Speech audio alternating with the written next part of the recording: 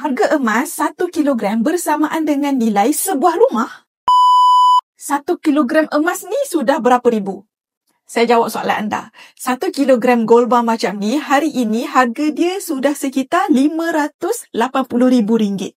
Jadi, harga emas 1 kilogram hari ini tak sama dengan harga 1 kilogram emas 9 tahun lepas ataupun 5 tahun lepas. 9 tahun lepas, harga 1 kilogram ini hanya sekitar RM181,000 sahaja. Kenaikan sehingga berapa ratus ribu tu.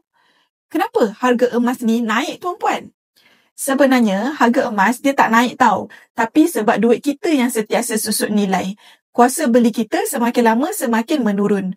Contoh, kita tengok je harga karipap. Kalau dulu, zaman saya masih bersekolah, saya boleh beli karipap 30 sen satu biji. Sekarang, susah dah nak dapat karipap 30 sen sebiji. Melainkan kalau inti oksigen.